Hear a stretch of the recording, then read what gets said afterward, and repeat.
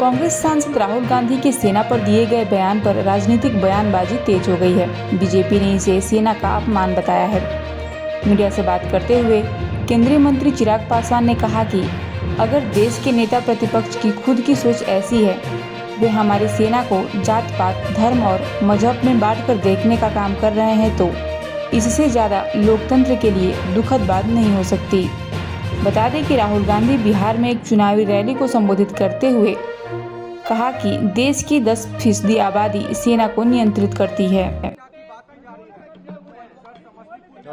गांधी ने कहा है सर 10% समाज के लोग ही इंडियन आर्मी पे कंट्रोल किए हुए हैं। देखिए, मुझे लगता है इससे ज्यादा दुखद, शर्मनाक तो ये है ही, साथ में ये दुखद बयान भी है।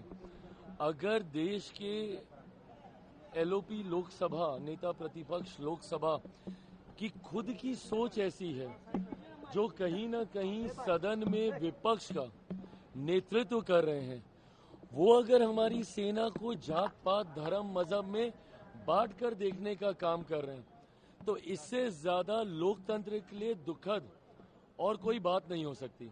जैसा मैंने कहा कि ये बयान तो शर्मनाक है ही, मैं उसमें मैं जा ही नहीं रहा, पर सोचिए कितनी भावनाओं को आपने ठेस पहुंचाई होगी।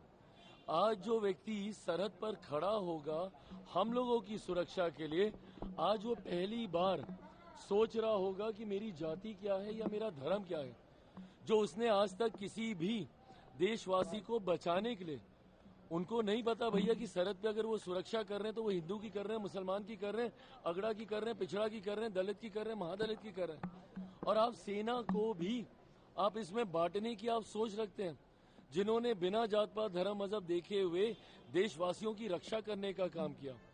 और अगर आपको इतनी ही चिंता है राहुल जी, तो बता दीजिए ना कि देश की सत्ता में लंबे समय तक कौन था शासन में भैया? आप, आपके परिवार के लोग थे ना।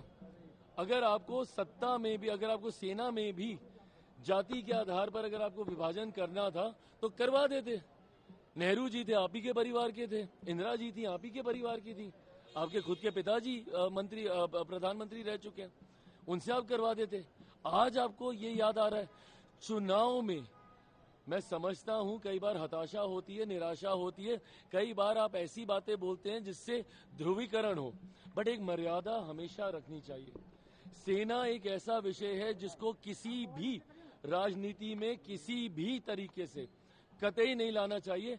आज राहुल गांधी जी के इस बयान ने न सिर्फ मौजूदा जवानों को, सैनिकों को अपमानित करने का काम किया है, बल्कि हर वो शहीद जो सरहद पर हम लोगों की रक्षा करते हुए शहीद हुए हैं, आज उनकी भी आत्मा को ठेस पहुंचाने का काम राहुल गांधी जी के द्वारा किया गया।